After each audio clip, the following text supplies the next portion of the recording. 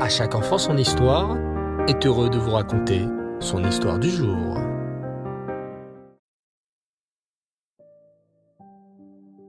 Bonsoir les enfants et Rev Tov, j'espère que vous allez bien. Baruch Hashem. Je suis encore une fois et toujours heureux de vous retrouver comme chaque soir et ce soir pour notre rubrique autour de notre histoire juive. Ce soir, j'aimerais ouvrir une nouvelle série et vous parler d'un tzaddik très particulier. Un tzaddik qui a vécu à une époque non loin d'être facile en Eretz Israël. Ce grand tzaddik dont j'aimerais vous parler s'appelait Rav Aryeh Leib Levin, mais on l'appelait aussi le tzaddik de Yerushalayim, le papa des prisonniers, le papa des lépreux. Qui était donc ce grand tzaddik ? Pourquoi lui donnait-on ces étranges surnoms ? Et comment a-t-il aidé ses frères en Eretz Israël ? Installez-vous confortablement les enfants et écoutez plutôt l'histoire exemplaire de Rav Aryeh Levin. Rav Aryeh Levin n'est pas né en Eretz Israël. Il naquit dans la ville de Białystok, en Pologne, en 1885.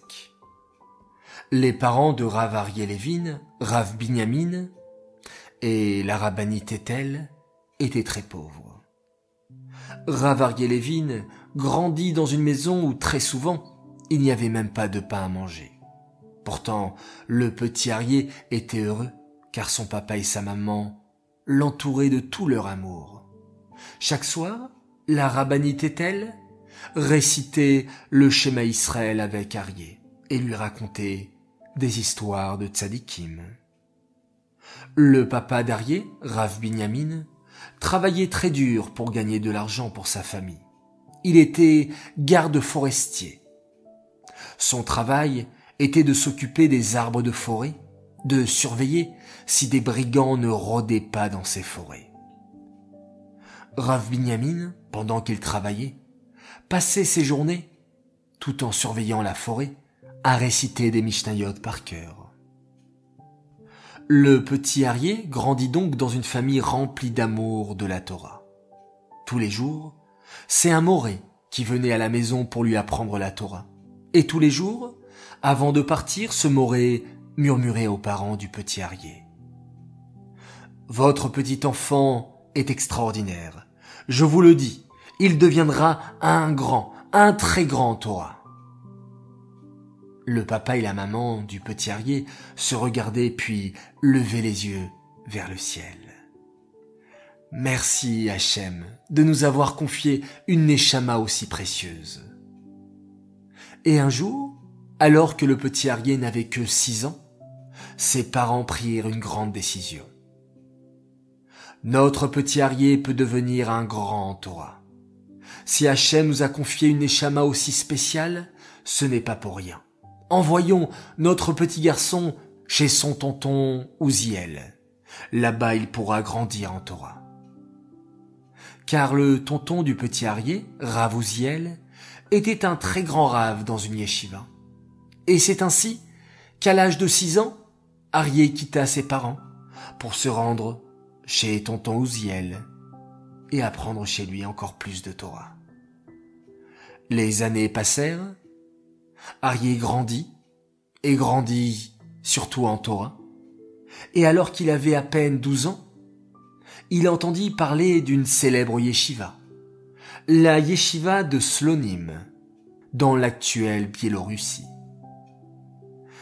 J'aimerais tellement étudier là-bas. Dans cette yeshiva à Slonim, je pourrais rencontrer encore d'autres rabbanim qui m'apprendront encore plus de Torah. Et c'est ainsi qu'à l'âge de 12 ans à peine, le jeune Aryeh se rendit à la yeshiva de Slonim. Comme il était très pauvre, il n'avait pas d'argent pour payer un train ou une charrette. Le jeune Aryeh marcha donc des jours et des jours courageusement pour aller étudier dans la célèbre yeshiva de Slonim. Imaginez les enfants, un jeune garçon, loin de ses parents. Il laisse sa famille, ses parents chéris, ses frères et sœurs pour partir à la yeshiva et grandir en Torah. Le jeune Aryeh marcha longtemps et arrivé là-bas, quelle joie! J'entends la voix de la Torah, sourit le jeune Aryeh. Qu'est-ce que je suis pressé d'y être! Moi aussi, je veux me joindre à tous ces élèves et étudier la Torah avec eux. Mais, arrivé à la yeshiva, Aryeh rencontra un petit problème. Toutes les chambres étaient prises. Pas une seule place pour dormir, pas un seul lit. Mais ce n'est pas grave, pensa Aryeh. Il n'y a pas de place pour dormir, pas de lit pour moi. Ce n'est pas important. L'essentiel, c'est que je sois à la yeshiva. Où donc le jeune Aryeh passa sa première nuit? Sur un banc. Oui, les enfants, un banc. Le jeune Aryeh trouva un banc à la choule. Il tira le banc, dur et froid, s'allongea dessus sans coussin, sans couverture. Et puis on était en Pologne, les enfants, un pays extrêmement froid. Mais Aryeh se servit de son talit comme couverture et ne sentit même pas le froid. Les années passèrent, et Aryeh Levin grandit encore en Torah. Et arrivé à l'âge de 16 ans, il changea de yeshiva et partit dans la célèbre yeshiva de Loutsk en Ukraine. La célèbre yeshiva du tzaddik de l'époque, le Gaon Baruch Ber Lebovitch. Et là-bas, le jeune Aryeh étudia encore et toujours plus de Torah. Et très vite, le directeur de la yeshiva, le tzaddik Rav Baruch Ber Lebovitch, remarqua que cet élève était très spécial. Un jour, le tzaddik Rav Baruch Ber Lebovitch proposa même au jeune Aryeh. « Serais-tu d'accord que nous étudions ensemble, en tête-à-tête » Quelle joie pour le jeune Aryeh. Vous imaginez les enfants, le grand tzaddik de la yeshiva qui vous propose d'étudier la Torah avec vous en tête-à-tête. C'est un srout immense, un mérite extraordinaire. Et cela, le jeune Aryeh Levin l'a mérité.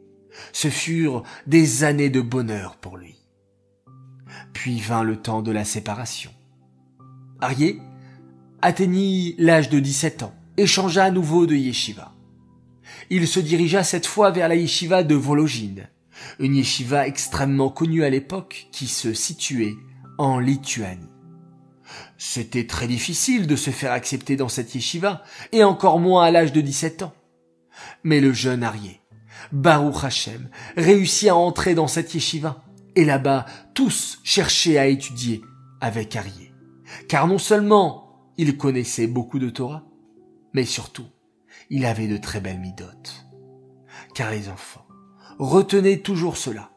La Torah doit toujours aller de pair avec le Derech Eretz.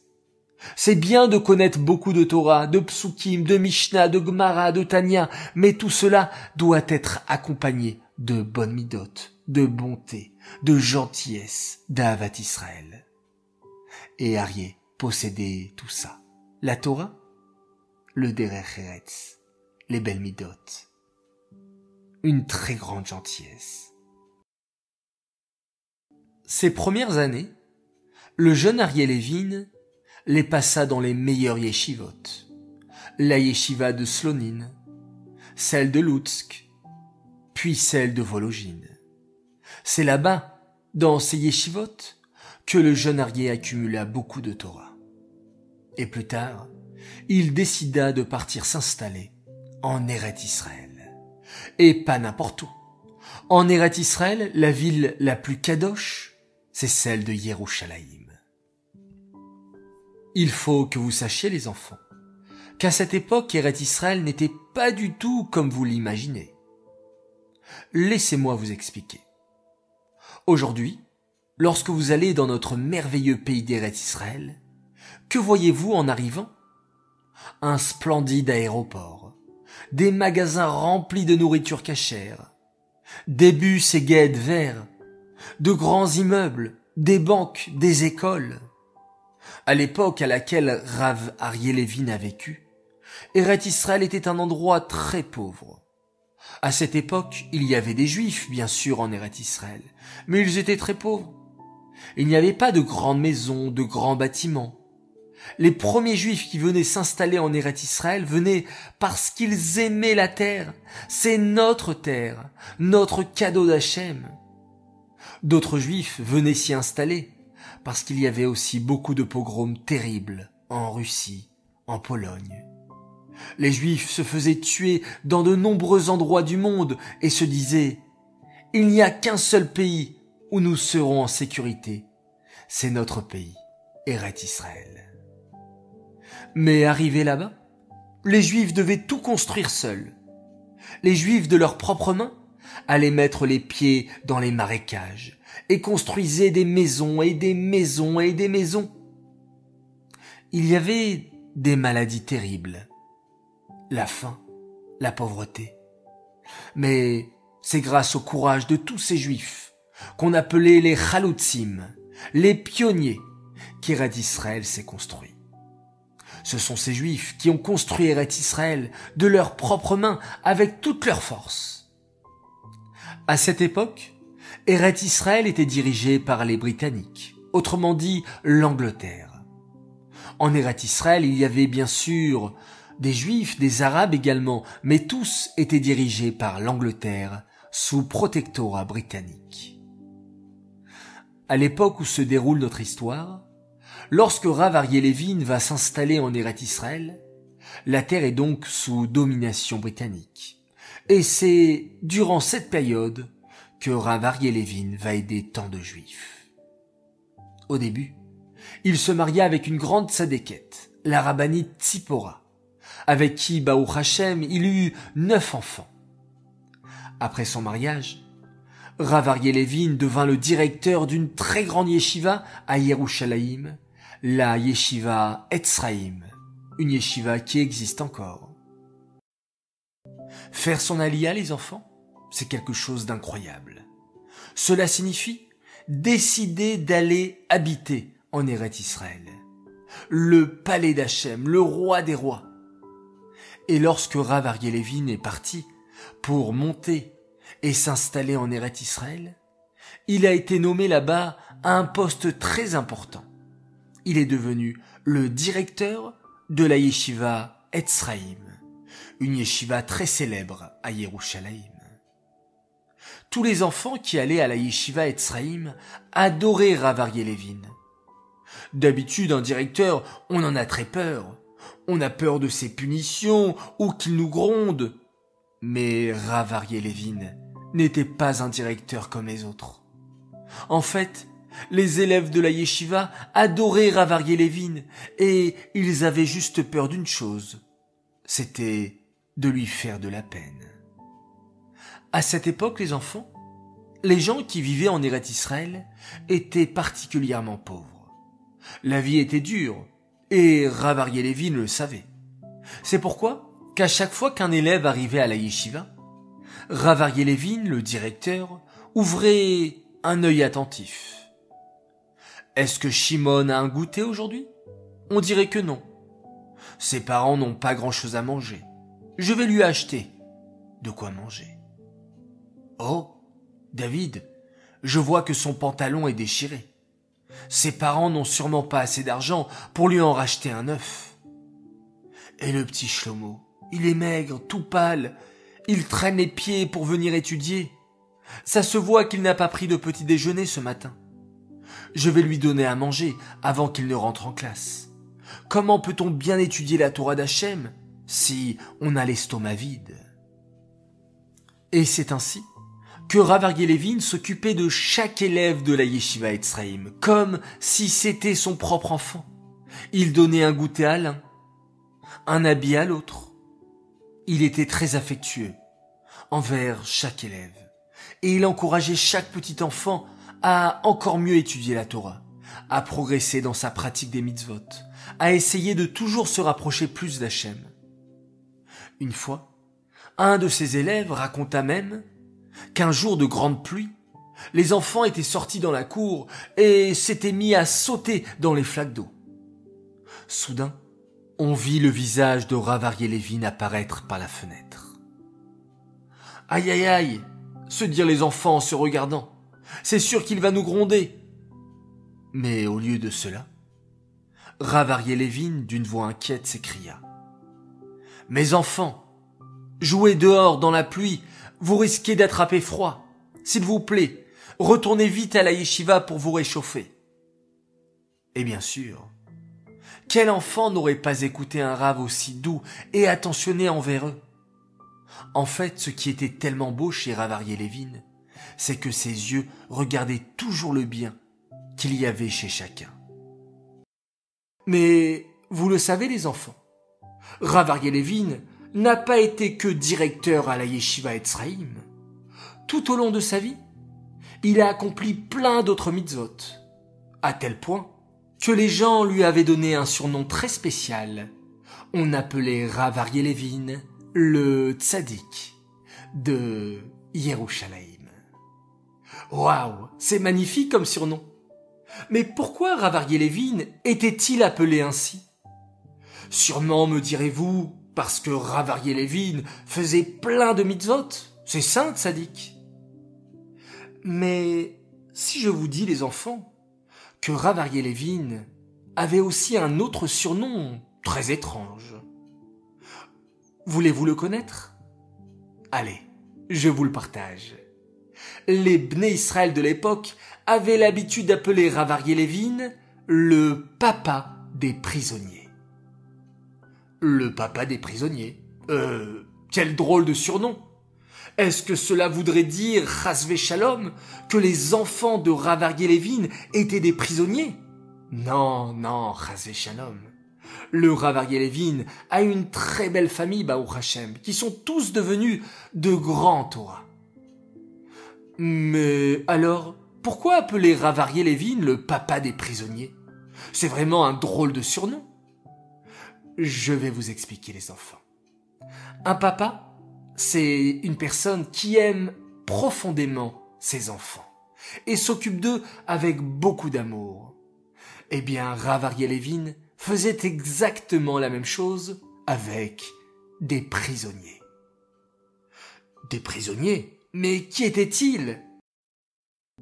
Il faut savoir qu'à cette époque, dans les années 1940, Eretz Israël était dirigé par des Britanniques.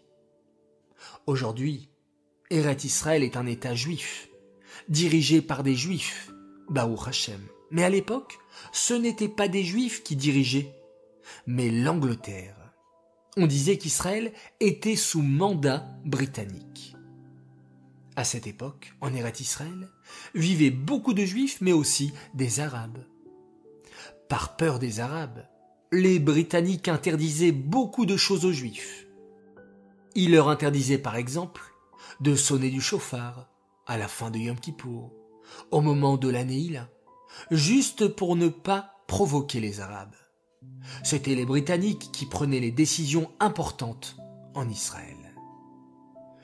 De plus en plus de Juifs en Israël n'étaient pas d'accord avec cette situation. Ce n'est pas aux Britanniques de nous diriger.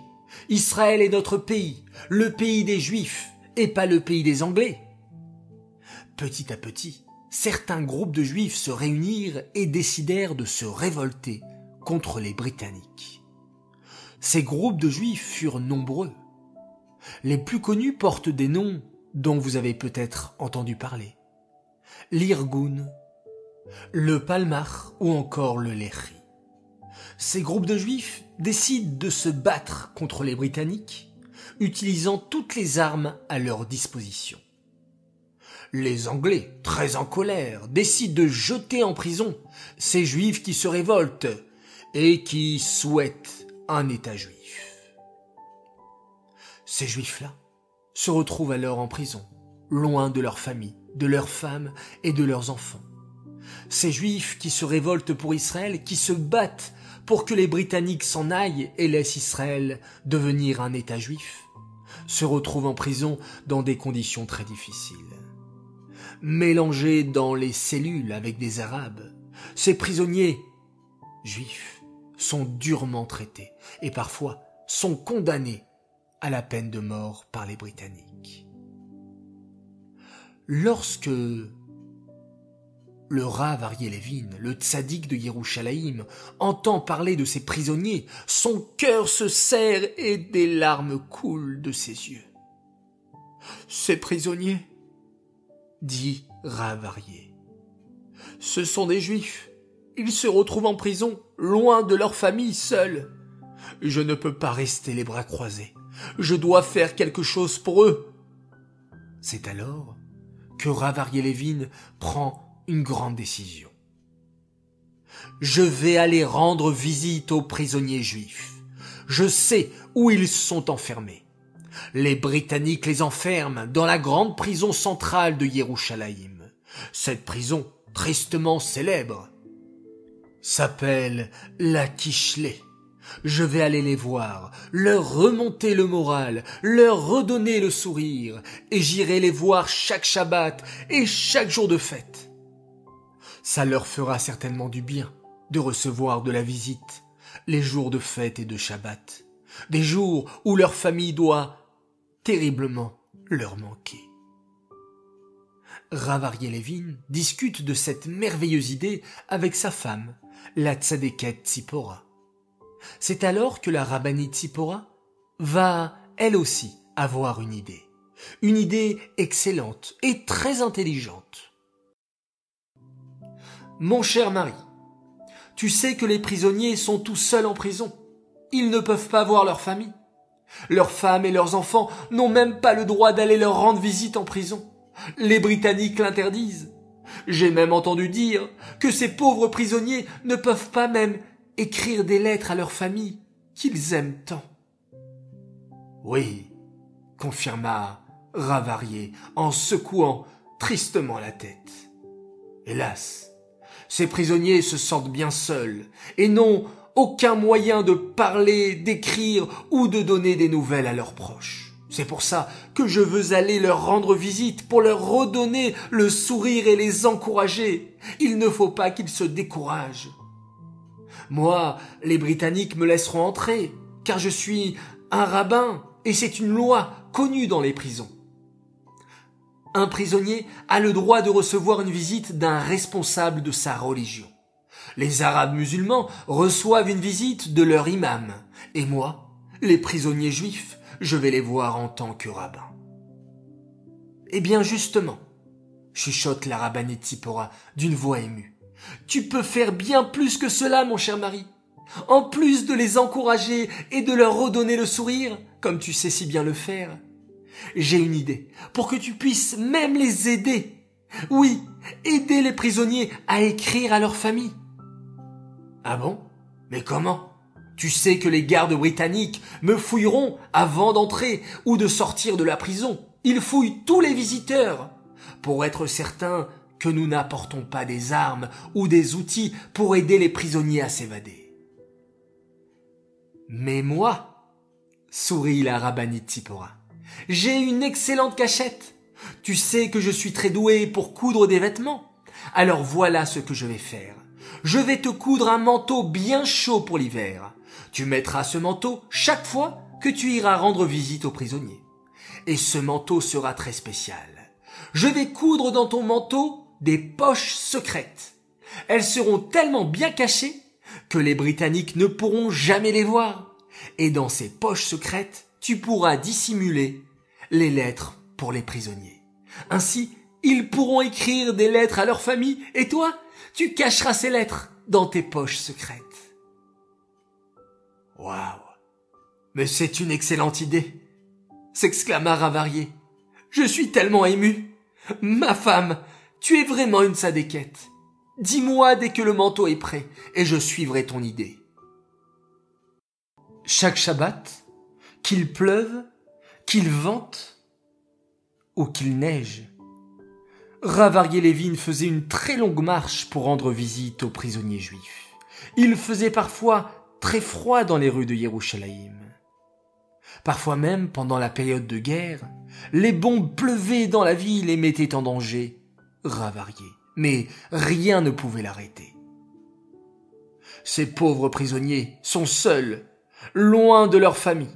Je dois aller les consoler, leur donner du courage et de la joie. » Quand ce n'était pas le jour de Shabbat, Rav Aryeh Levin mettait son manteau spécial.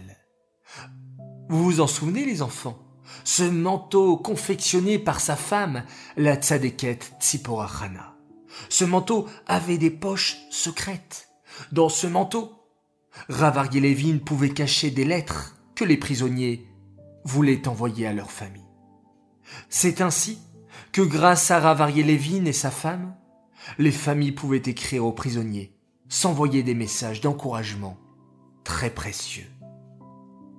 Parfois, les prisonniers voyaient arriver Rav Aryeh Levin trempé jusqu'aux os à cause de la pluie ou tremblant de froid en hiver, mais toujours avec ce sourire chaleureux et son magnifique Shabbat Shalom. « Rav Aryeh, comment avez-vous pu venir? Par ce temps, il fait si froid. » « Mes chers frères, » leur répondait Rav Aryeh Levin, « vous ne pouvez pas sortir pour l'instant, alors c'est moi qui viens jusqu'à vous, jusqu'à votre libération. » Rav Aryeh Levin put faire de grandes choses pour ses frères juifs emprisonnés. Bien souvent, il réussit à convaincre les Britanniques et sauver certains prisonniers juifs de la mort. En plus, les prisonniers arabes et juifs étaient mélangés. Rav Aryeh Levin réussit à convaincre les Britanniques de séparer les juifs et les arabes dans des cellules de prison différentes. Souvent aussi, il arrivait que les prisonniers juifs ne veulent plus rien manger, tant ils étaient découragés. Mais Rav Aryeh Levin leur parlait alors, les larmes aux yeux, et les encourageait à prendre des forces. Parfois, on disait à Rav Aryeh Levin, « Vous faites beaucoup d'efforts pour les prisonniers. Ne voulez-vous pas recevoir une récompense, un salaire pour votre travail ?» Mais Rav Aryeh Levin secouait la tête. « Jamais. Pour moi, la meilleure récompense, c'est réussir parfois à rapprocher mes frères juifs à notre Père, Hachem. C'est cela ma plus grande récompense. » Les visites du Rav Aryeh Levin étaient vraiment un grand bonheur pour les prisonniers. Rav Levin, avec son gentil sourire et sa poignée de main chaleureuse, redonnait du courage à tous ces juifs emprisonnés par les Britanniques. Lorsque Rav Levin arrivait, les prisonniers faisaient presque la queue pour avoir le mérite de serrer la main douce, chaude et sainte du tzaddik. Chaque prisonnier juif sentait, lorsqu'il serrait la main du tzaddik, tout l'amour que Rav Aryeh Levin avait pour lui. On raconte qu'une fois, un certain jour de Shabbat, Rav Aryeh Levin serrait les mains de tous les prisonniers juifs avec un bon sourire, comme à son habitude, lorsque soudain, un des prisonniers murmura au Rav. « Rav, je voudrais vous dire quelque chose. » Rav Aryeh Levin garda les mains du prisonnier dans les siennes avec beaucoup d'affection. Le prisonnier prit son courage à deux mains et lui dit alors : « Voilà, Rav, j'ai pris une décision. À partir d'aujourd'hui, j'ai décidé de ne plus fumer de cigarettes le Shabbat. » Ému par cette déclaration, Rav Aryeh Levin continua à tenir les mains du prisonnier dans les siennes avec un sourire rempli de bonté. « Je vais vous expliquer, Rav, » poursuivit le prisonnier. « Tout à l'heure, lorsque vous êtes entré dans la prison et que vous avez commencé à serrer la main de tous les prisonniers, vous êtes arrivé jusqu'à moi et vous m'avez serré la main droite. Et vous n'aviez pas vu que dans ma main gauche, que je cachais derrière mon dos, je tenais une cigarette allumée. À ce moment-là, j'ai eu très honte. Je me suis dit, ça se fait pas. Le Rav est tellement gentil. Il me serre la main avec beaucoup d'affection. Il me donne tellement de force, de courage et de gentillesse avec cette poignée de main. Et moi, de l'autre côté, Je tiens une cigarette allumée le jour du Shabbat. Mais comment puis-je faire une chose pareille? Je ne veux pas vous décevoir, Rav. Alors j'ai décidé que, à partir de maintenant, je ne fumerai plus le Shabbat. Beaucoup de prisonniers juifs qui se trouvaient dans cette prison de la Kishlé ne respectaient pas vraiment la Torah et les mitzvot. Mais ces prisonniers aimaient tellement Rav Levin que, pour ne pas lui faire de la peine, ils décidèrent de respecter la Torah et les mitzvot. Grâce à son amour et sa Avat Israël envers chacun, Rav Aryeh Levin réussit à rapprocher des dizaines de juifs vers Hachem. Rav Aryeh Levin vécut des miracles très spéciaux. Laissez-moi donc ce soir vous raconter l'histoire qui lui arriva avec un simple morceau de papier blanc. C'était un jour très dangereux ce jour-là. Les Anglais avaient interdit à tous les Juifs de Yerushalayim de sortir de leur maison. On appelait ces moments-là des couvre-feux.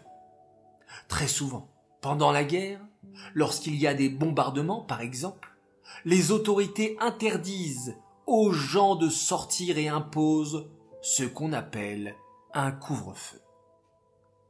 Or, ce jour-là, les Anglais avaient ordonné la mise en place d'un couvre-feu très sévère. Personne n'avait le droit de sortir. Les rues de Yerushalayim étaient donc vides. Un seul juif eut le courage de sortir malgré le couvre-feu. Vous l'avez certainement deviné.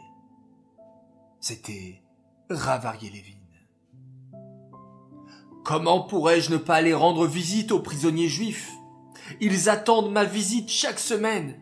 J'essaie de leur redonner du courage. Je fais la tfila avec eux. Couvre-feu ou pas, je sors. Je dois aller leur rendre visite en prison. Et je n'ai pas peur. Hachem protège ceux qui sont en route pour une mitzvah. Le Rav Aryeh Levin marche d'un pas rapide dans les rues de Yerushalayim. Soudain, un policier anglais l'aperçoit. « Halte là! Qui a osé enfreindre le couvre-feu? Venez ici! Je vais immédiatement vous conduire en prison! » Aussitôt, Rav Aryeh Levin est conduit dans une prison où l'on plaçait tous ceux qui avaient osé enfreindre le couvre-feu. Enfermé dans une petite cellule sombre, Rav Aryeh Levin marche et s'inquiète. Les prisonniers juifs doivent sûrement m'attendre et se faire du souci pour moi. Combien de temps vont-ils me garder enfermé ici? Soudain, la porte s'ouvre. Rav Aryeh Levin s'attend à voir un méchant policier anglais. Mais non. L'homme qui se tient dans l'embrasure de la porte n'est pas un Anglais. Il a l'air même très gentil. Cet homme s'approche de Rav Aryeh et lui demande: « Rav Aryeh, c'est bien vous qui rendez visite aux prisonniers juifs de la prison de Kishlé ?»« Oui, répond humblement Rav Aryeh. « Bien, alors voici ce que vous allez faire. » L'homme sortit alors un mystérieux papier blanc de sa poche, un papier blanc plié en 4 et le tend à Rav Aryeh Levin. « Tenez, Rabbi, prenez ce papier et rendez-vous tranquillement dans la prison de Kishlé pour rendre visite à vos frères juifs. Je vous le dis, personne ne vous fera de problème. » Très étonné, Rav Aryeh Levin prend le morceau de papier et comme c'est étrange, aucun policier anglais ne l'arrête. Comme si Rav Aryeh Levin était invisible pour eux. Comme si les policiers anglais ne le voyaient pas. Dans les rues, les Juifs qui voient Rav Aryeh Levin passer s'inquiètent. Ils l'interpellent depuis leurs fenêtres. « Rav Aryeh, que faites-vous dehors? Il y a le couvre-feu. C'est dangereux. Vous pouvez vous faire attraper. » Mais Rav Aryeh poursuit sa route, tenant fermement le mystérieux papier blanc dans sa main. Il arrive finalement à la Kishlé. En le voyant arriver, les prisonniers juifs dansent de joie. « Oh, Rav Aryeh, vous ne nous avez pas oubliés. Même un jour pareil où il y a le couvre-feu, Mais comment avez-vous fait pour venir jusqu'ici? Il y a des policiers anglais partout dans les rues. Personne ne vous a arrêté. Je ne sais vraiment pas quoi dire, murmure Ravarier. Un mystérieux homme m'a donné ce papier plié en 4, et personne ne m'a fait de problème. Intrigué, Ravarier-Levin décide alors d'ouvrir le papier pour voir ce qui est inscrit dessus. Mais rien. Le papier était vide, blanc. Ravarier comprend que l'homme qui lui a donné ce papier n'était pas un homme normal. Certainement un malach, un ange, envoyé par Hachem pour lui permettre d'accomplir sa mitzvah. La mitzvah qu'il chérit tant, la mitzvah de rendre visite aux prisonniers. Ravarier gardera précieusement ce papier tout au long de sa vie. Les prisonniers juifs adoraient Ravarier-Levin et auraient été prêts à tout faire pour lui. Beaucoup de ces prisonniers n'étaient pas très religieux, mais par amour pour leur Rav, ils décidèrent de progresser et de s'améliorer dans la Torah et les mitzvot, juste pour lui faire plaisir. Les prisonniers juifs ne savaient pas comment remercier Ravarier-Levin pour sa gentillesse et ses visites. Si ces prisonniers avaient pu sortir de prison, ils seraient immédiatement allés dans un magasin pour offrir à Ravarier le plus beau des cadeaux en signe de reconnaissance. Mais un prisonnier est en prison, il est enfermé, il n'est pas libre de ses mouvements. Et pourtant, même en prison, on peut faire des mitzvot et offrir des cadeaux très spéciaux. Écoutez plutôt cette histoire. Ce Shabbat-là, Ravarier-Levin se trouvait en prison, entouré de ses chers frères juifs. Chaque Shabbat, il venait faire la tfila avec eux. Les prisonniers juifs aimaient chanter la tfila avec leur Rav, et leur voix s'élevait avec beaucoup de kavana, beaucoup d'intention et de concentration et d'amour envers Hachem. Puis vint le moment de la lecture de la Torah. Vous savez les enfants que chaque Shabbat, nous sortons le précieux Sefer Torah de son armoire pour lire la paracha de la semaine.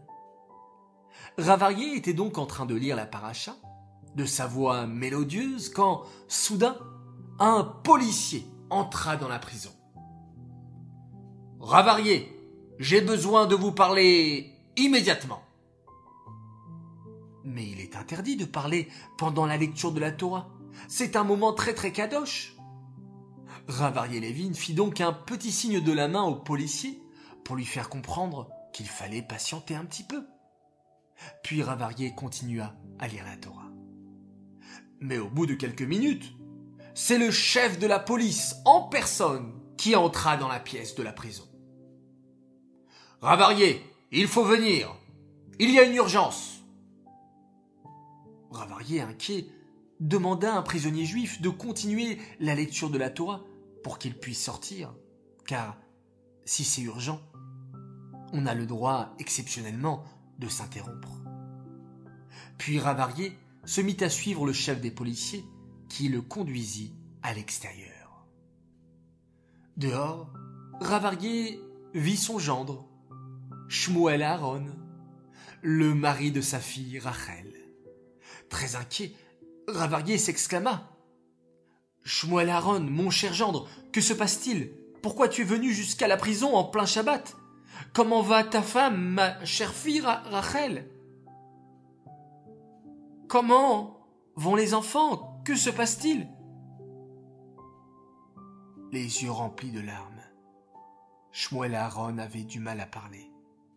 Il y chuchota. Ravarier, Rachel est très malade. Très inquiet, Ravarier sortit de la prison pour aller voir immédiatement sa fille. Lorsqu'il arriva devant la maison, il comprit que la situation était grave. Tous les voisins étaient là pour s'occuper des enfants de sa fille. Rachel, elle, était allongée sur un lit, entourée de médecins qui la regardaient avec un visage grave. Lorsqu'ils virent Ravarié entrer dans la maison, ils lui dirent la vérité.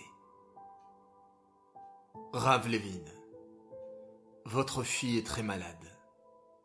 Nous n'arrivons pas à la soigner. Malheureusement, nous pensons qu'elle va bientôt quitter ce monde. » Ravarié Levin, complètement abattu face à cette terrible nouvelle, décida d'essayer de rester joyeux, car on était Shabbat, un jour de joie. Mais lorsque ce fut l'heure de la Havdalah, à la fin de Shabbat, un policier toqua chez Ravarié Levin. « Ravarié, vos amis les prisonniers juifs s'inquiètent. Ils voudraient savoir. Vous êtes parti de la prison en pleine lecture de la Torah. Ils veulent avoir des nouvelles de votre fille. » Ravarié soupira et répondit au policier. « Ma fille Rachel est très malade. Mais n'inquiétez pas mes amis les prisonniers. Dites-leur qu'Hachem peut tout faire. En un clin d'œil, il peut la guérir. Nous allons continuer à prier et faire Télim. » Le Shabbat suivant, Ravarié se rendit, comme à son habitude, à la prison pour rendre visite à ses amis, les prisonniers juifs. Tout de suite, ces derniers l'entourèrent. « Rabbi, nous avons prié toute la semaine pour votre fille. Comment va-t-elle » Ravarié leur répondit. « Pour l'instant, ça ne va pas très bien, mais ne vous inquiétez pas, Hachem va aider. » Puis, la tfila commença. Ce fut ensuite le moment de la lecture de la Torah. Et à ce moment-là, il se passa quelque chose de vraiment spécial. Vous savez, les enfants, que lorsque l'on sort le Sefer Torah, on appelle des Juifs à monter à la Torah. À ce moment, toutes les portes du ciel sont ouvertes. Le premier prisonnier monta à la Torah. Et à la fin de la lecture de la première montée, il s'exclama soudain. « Hachem, je veux offrir un jour de ma vie pour la guérison de Rachel, la fille de notre cher Ravarié Levin. » Le second prisonnier monta à son tour à la Torah. Et, après la lecture de la seconde montée, la voix pleine de larmes s'écria. « Moi, j'offre un mois de ma vie pour la guérison de Rachel, la fille de notre cher Rav. » Ravarié avait les larmes aux yeux. Les prisonniers juifs étaient en train d'offrir à Hachem des jours de leur propre vie pour que sa fille Rachel guérisse. Il n'eut même pas le temps de réagir qu'un troisième prisonnier monta à la Torah et s'exclama à son tour.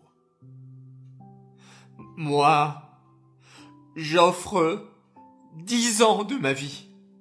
Oui, 10 ans de ma vie pour que guérisse Rachel, la fille de notre cher Ravarié. » Ces prisonniers avaient offert en cadeau à la fille de leur Rav bien-aimé des années de leur vie. Et le résultat, les enfants, ne se fait pas attendre. Tout de suite après la fin de Shabbat, lorsque Ravarié se rendit dans la maison de sa fille Rachel, les médecins l'attendaient avec une nouvelle incroyable. « Ravarié, nous ne pouvons pas expliquer comment cela se fait. C'est un miracle. Rachel, votre fille, commence à aller beaucoup mieux. » Ravarié sourit et leva les yeux vers Hachem. Lui savait grâce à qui sa fille Rachel avait miraculeusement guéri. Mais saviez-vous, les enfants, qu'on avait l'habitude aussi d'appeler Rav Aryeh Levin le père des lépreux. Père des lépreux? Mais qu'est-ce que cela signifie? En fait, il faut bien se rendre compte, les enfants, qu'à l'époque à laquelle vivait Rav Aryeh, dans les années 1930, en Eretz Israël, il y avait malheureusement beaucoup de pauvreté et de maladies, et très peu de docteurs pour soigner. Et en particulier à cette époque, sévissait une maladie qui, Baruch Hashem, n'existe plus aujourd'hui, mais qui faisait des ravages à l'époque, la lèpre. La lèpre était une maladie terrible et très contagieuse. Tous ceux qui étaient touchés, hélas, par la lèpre, étaient enfermés dans un immense hôpital. Comme les gens avaient très peur d'attraper la lèpre, personne ne rendait visite aux pauvres lépreux. Ils restaient enfermés dans un hôpital pour les lépreux, seuls et souffrants. Au début, Rav Aryeh Levin ne savait pas tout cela. Mais un jour, alors que Rav Aryeh se trouvait au Kotel, à Yerushalayim, pour prier, une femme, en larmes, s'approcha de lui. Touché par sa détresse, Rav Aryeh Levin ferma son sidour et demanda à cette pauvre femme juive: « Madame, pourquoi pleurez-vous? Est-ce que je peux vous aider ?»« Oui, Rabbi, » sanglota la maman. « J'ai mon fils qui a attrapé la lèpre. Il est enfermé dans un hôpital pour lépreux. Cela fait des mois qu'il est là-bas seul. Personne ne veut aller lui rendre visite, car tous ont peur de tomber malade et d'attraper cette terrible maladie eux aussi. Il souffre tellement, mon fils. Et cela fait si longtemps que je ne l'ai pas vu. » Les yeux remplis de larmes, Rav Aryeh Levin lui promit: « Madame, moi, j'irai, Bezrat Hashem, voir votre fils à l'hôpital des lépreux. Ne vous inquiétez pas. » Et c'est ainsi que Rav Aryeh Levin prit la décision, risquée et courageuse, d'aller souvent à l'hôpital des lépreux pour rendre visite aux malades et les réconforter, eux qui étaient là-bas, seuls, sans visite et ignorés du monde. En voyant arriver cet homme à la belle barbe blanche, les infirmières ouvrirent de grands yeux. Qui était cet homme prêt à rentrer dans un hôpital où la maladie régnait? Monsieur, que venez-vous faire ici? »« Je viens rendre visite à mes frères juifs, aux lépreux de cet hôpital. » Rav Aryeh Levin rentra alors. En le voyant, les lépreux juifs se mirent à pleurer. « Oh, Rabbi, comme vous êtes gentil de venir nous voir. Nous sommes si seuls. Cela fait des années que nous sommes enfermés ici. Seuls, sans aucune visite de nos amis, ou même de notre famille. Tout le monde a peur de tomber malade et d'attraper la lèpre en s'approchant de nous. » Rav Aryeh Levin les consola et leur dit des mots d'encouragement. Il leur fit même un petit cours de Torah. Les yeux des lépreux brillaient de bonheur. Cela faisait tant d'années qu'ils n'avaient pas entendu des mots chaleureux, des mots de Torah, qu'ils n'avaient pas vu une personne aussi gentille. Et c'est ainsi que Rav Aryeh Levin décida de rendre visite aux lépreux tous les vendredis. À chaque fois, il prenait avec lui de bons repas, concoctés par sa femme, la tzadéket Tzipora Hana. Et c'est ainsi qu'il insuffla courage et espoir aux lépreux juifs de Yerushalayim durant des années. À Rosh Hashanah, Rav Aryeh Levin envoya même ses 2 grands garçons pour sonner du chauffard aux lépreux à l'hôpital. Les lépreux versèrent des larmes de joie. Cela faisait tant d'années qu'ils n'avaient pas entendu les sonneries du chauffard pour la fête. Tant d'années qu'ils n'avaient pas reçu de mets délicats pour Shabbat. Hachem veilla sur notre tzaddik, Rav Aryeh Levin, le papa des prisonniers. Et aujourd'hui, vous l'avez compris, il était aussi le papa des lépreux. Miraculeusement, Rav Aryeh Levin n'attrapa jamais la lèpre, malgré ses nombreuses visites à l'hôpital. C'est la mitzvah de Bikur Cholim qui le protégeait. Mais il y avait encore une autre mitzvah très spéciale que Rav Aryeh Levin faisait le vendredi après-midi. Encourager les Juifs à fermer leurs magasins avant Shabbat. Vous le savez les enfants, le Shabbat est le jour où Hachem s'est reposé de tout travail. Et nous aussi, le Shabbat, nous ne travaillons pas. Le Shabbat commence le vendredi, 18 minutes avant le coucher du soleil. Chaque vendredi donc, Rav Aryeh Levin sortait de sa maison tôt dans l'après-midi, déjà tout prêt pour Shabbat, portant son beau costume et son chapeau en fourrure. Mais pourquoi Rav Aryeh Levin quittait-il sa maison si tôt? Car il s'était imposé une mission. Chaque fois qu'il voyait un magasin juif encore ouvert, il lui rappelait que c'était bientôt l'heure du Shabbat et qu'il fallait vite fermer le magasin et rentrer à la maison pour accueillir la reine Shabbat. Un certain vendredi, Rav Aryeh aperçut de loin un petit kiosque dans lequel un marchand juif vendait des glaces.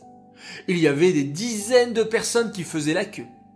Et le marchand ne s'arrêtait pas, distribuant glaces pour l'un, boissons fraîches pour l'autre. Aïe aïe aïe, s'inquiéta Rav Aryeh. Mais le soleil va bientôt se coucher. C'est bientôt l'heure de Shabbat. Et ce marchand de glace n'a toujours pas fermé son petit magasin. Vite, vite. Rav Aryeh pressa le pas et se faufila à travers la foule de clients. Il pénétra dans le petit kiosque et s'assit derrière le marchand de glace. Le marchand de glace avait vu Rav Aryeh.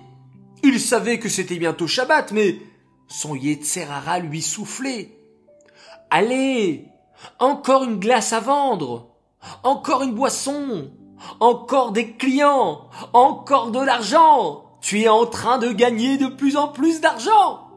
Tu ne vas pas t'arrêter maintenant. » C'est alors que le marchand de glace entendit la voix douce de Rav Aryeh derrière lui.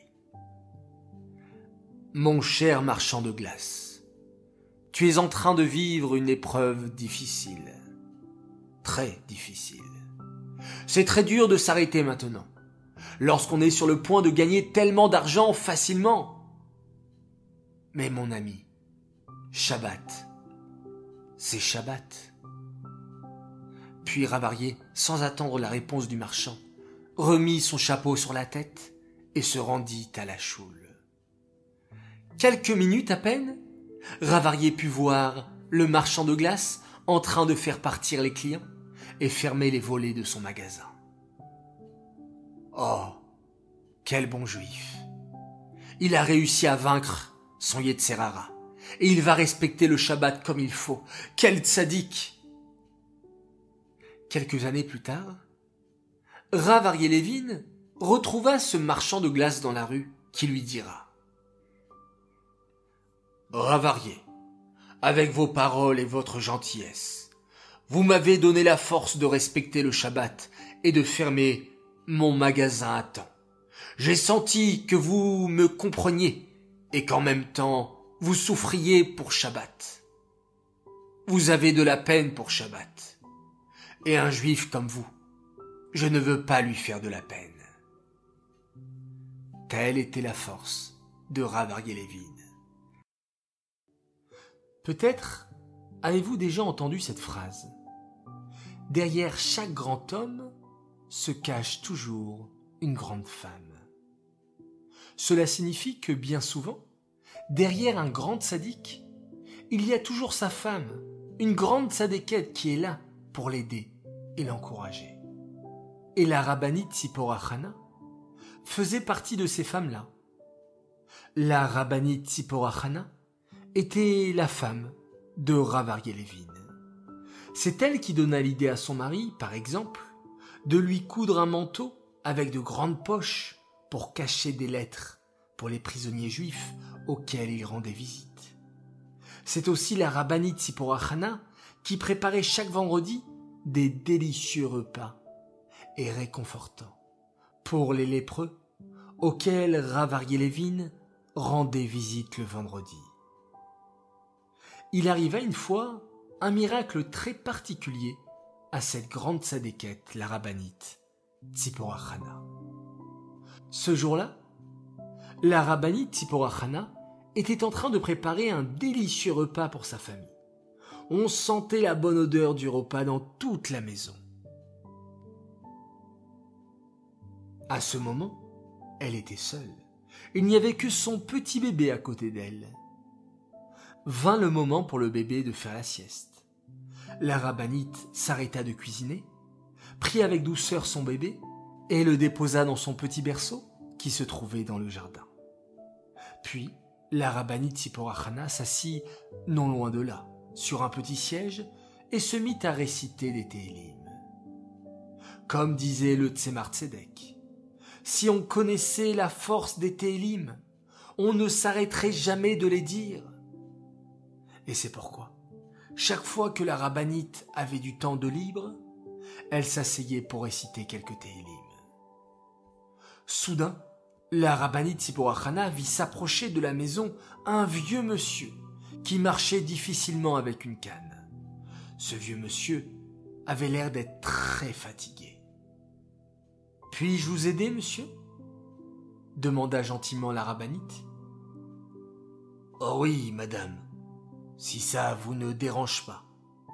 J'aurais bien voulu un verre d'eau. »« Bien sûr, bien sûr. » À cette époque, les enfants, en Eretz Israël, il n'y avait pas d'eau courante et il fallait se servir au puits.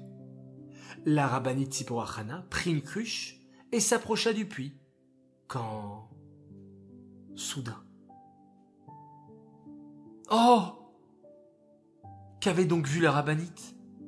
Son bébé qu'elle avait mis à dormir dans le berceau était tombé du lit, juste à côté du puits.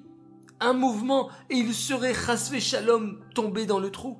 Vite, la rabbinite mit son bébé en sécurité et remplit le verre d'eau pour le vieux monsieur.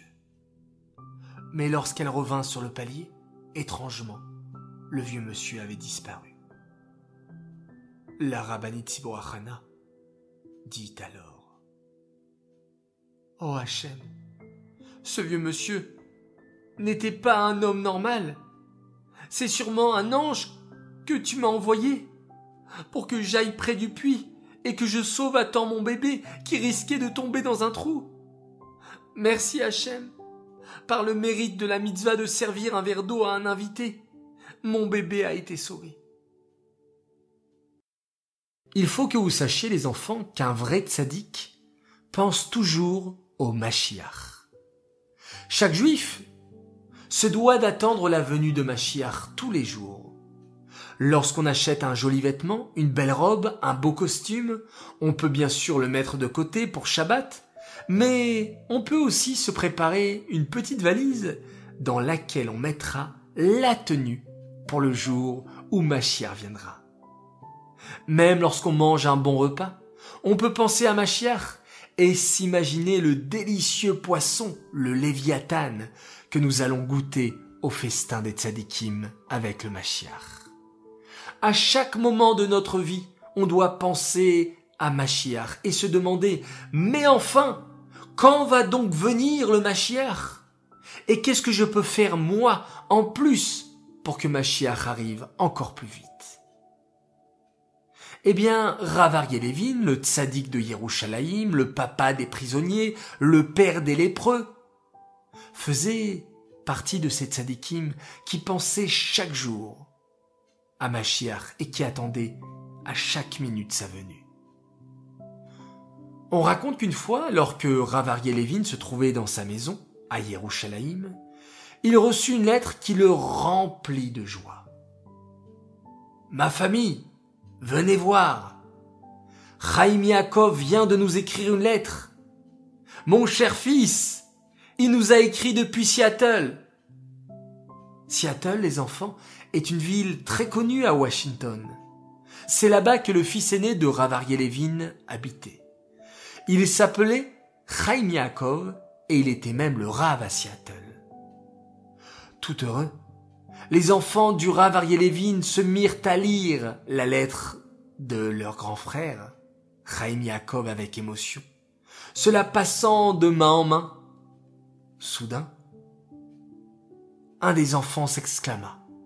« Oh papa, regarde, tu as lu ce que Chaim Yaakov t'a écrit en bas de la lettre ?» L'enfant se mit à lire à voix haute. « Mon cher papa, tu me manques tellement. Cela fait si longtemps que je ne t'ai pas vu. Viens donc me voir à Seattle. Je t'offre bien sûr le billet d'avion aller-retour pour venir me voir. »« Papa !» s'exclamèrent les enfants. « C'est trop bien, tu vas pouvoir voir Chaim Yaakov, ton fils chéri, qui t'a tant manqué. » Mais Rav Aryeh Levin prit soudain un air très sérieux. « Non, les enfants, je ne pense pas que j'irai à Seattle. » Les enfants furent très étonnés. « Mais pourquoi, papa? Chaim Yaakov t'a tellement manqué, pourquoi tu ne veux pas partir d'Eretz Israël pour aller le voir ?» Rav Aryeh Levin hocha la tête et murmura. « On ne sait jamais. Imagine qu'il arrive pendant que je ne suis pas là. Je ne veux pas rater ce moment lorsqu'il va arriver. » Mais de qui parlait donc Rav Aryeh Levin? De Mashiach, bien sûr. Voilà pourquoi Rav Aryeh ne quitta jamais la terre d'Israël. Il savait que Mashiach pouvait venir à n'importe quelle seconde. Et Rav Aryeh voulait être là, en première loge, en Eretz Israël, pour assister en premier à sa venue. Vers la fin de sa vie, Rav Aryeh Levin dut, hélas, aller dans un hôpital car il était tombé malade. Rav Aryeh souffrait beaucoup. Son corps lui faisait très mal. Mais Rav Aryeh Levin ne se plaignait jamais. Il acceptait les souffrances d'Hachem avec amour. Beaucoup de gens venaient rendre visite à Rav Aryeh Levin, des grandes tzadikim, des rabbanim, mais aussi et surtout des gens très simples. Tous voulaient rendre visite à Rav Aryeh Levin. Tous aimaient ce tzadik au grand cœur. Sachez d'ailleurs, les enfants, que c'est une immense mitzvah de la Torah de rendre visite aux malades. Sais-tu comment s'appelle cette mitzvah? Bravo! Cette mitzvah s'appelle Bikur Cholim, rendre visite aux malades. Même Hachem a été le premier à faire cette mitzvah. Vous savez, lorsqu'Avram Avinu avait fait la Brit Mila à l'âge de 99 ans, Hachem est venu lui rendre visite au 3e jour après sa Brit Mila. Cette mitzvah s'appelle donc Bikur Cholim. Et dans toute la ville de Yerushalayim, les Juifs venaient de toutes parts pour accomplir cette grande mitzvah auprès de leur Rav bien-aimé, Rav Aryeh Levin. Alors que Rav Aryeh se trouvait à l'hôpital, il arriva qu'il fasse une drôle de demande. D'une voix faible, Rav Aryeh se mit à murmurer. « Je voudrais rentrer à la maison pour Shabbat. » Autour de lui, ses enfants et les visiteurs s'étonnaient. On était déjà jeudi après-midi et Rav Aryeh était bien malade. Comment pouvait-il espérer rentrer à la maison pour Shabbat? Ce n'était pas possible dans son état. Il était bien trop faible, trop malade. Les docteurs ne voudraient jamais le laisser rentrer dans sa maison pour Shabbat, dans son état. Et pourtant, durant de longues minutes, Rav Aryeh répétait cette phrase en chuchotant. « Je voudrais rentrer à la maison pour Shabbat. » La nuit tomba. Dans la nuit de jeudi à vendredi, Rav Aryeh demanda à son fils, qui se trouvait juste à côté de lui. « Mon fils, s'il te plaît, apporte-moi un kéli je voudrais faire Netilat Yadayim. Bien sûr, papa. Le fils apporta une bassine et un kéli auprès de son père. Rav Aryeh put alors se laver les mains. Il demanda ensuite à son fils. « Mon fils, s'il te plaît, peux-tu me donner une pomme ?»« Mais oui, papa, tout de suite. » Son fils apporta une pomme et la mit dans les mains de son père. Rav Aryeh leva la pomme dans sa main droite, récita avec beaucoup de kavana la bracha. « Baruch ata Hashem Elokeinu melech haolam boré peri haetz. » Puis sa tête se reposa sur les mains de son fils et sa neshama remonta chez Hachem. C'est ainsi que Rav Aryeh Levin rendit sa neshama à Hachem, juste après avoir récité une belle bracha remplie de kavana, et juste après aussi Netilat Yadayim, la purification de ses mains. À ce moment, ses enfants et tous ses proches comprirent ce que le Rav Aryeh avait voulu dire lorsqu'il ne cessait de répéter « Je voudrais être à la maison pour Shabbat ». Car Rav Aryeh Levin, qui était un tzaddik, sentait qu'il allait bientôt retourner dans sa vraie maison, non pas la maison sur terre, mais sa maison qu'Hachem lui a préparée dans le ciel, au Gan Eden, tout près de lui et tout près de tous les grands tzaddikim. Lorsque les gens apprirent cette triste nouvelle, tous se mirent à pleurer. Rav Aryeh Levin a quitté ce monde. Ce grand tzaddik est retourné chez Hachem. Comme vous le savez, les enfants, lorsqu'une neshama quitte ce monde, il faut enterrer la personne rapidement et ne pas attendre trop longtemps. On est alors vendredi, lorsque Rav Aryeh quitta ce monde. Bien sûr, les Juifs de tout Israël tenaient à assister à son enterrement, qui devait se dérouler à Yerushalayim, dans le quartier de Mea Shearim. Des bus furent affrétés de tout Israël pour l'occasion, et les gens vinrent par milliers pour assister à l'enterrement du tzaddik. Mais il y avait un petit souci, et la famille du tzaddik, Rav Aryeh Levin, s'en inquiéta. Nous sommes vendredi, veille de Shabbat. Comment les gens auront-ils le temps de rentrer chez eux à temps pour Shabbat? Shabbat rentre à une certaine heure, et il ne faudrait surtout pas que les gens arrivent en retard pour Shabbat à cause de l'enterrement de notre père, le tzaddik Rav Aryeh. Il n'y a qu'une solution. Il faut que l'enterrement soit terminé à midi, pas plus tard, pour laisser aux gens de rentrer chez eux. La famille de Rav Aryeh alla donc voir la Chevra Kadisha qui s'occupait des enterrements. « S'il vous plaît, serait-il possible d'enterrer notre père très rapidement? Il faut que l'enterrement se termine avant midi, pour que les gens aient le temps de rentrer chez eux avant Shabbat. » Midi, c'est difficile, répondit tristement le directeur de la Chevra Kadisha. Il nous faut du temps. À mon avis, l'enterrement ne sera fini qu'à 14 heures. 14 heures?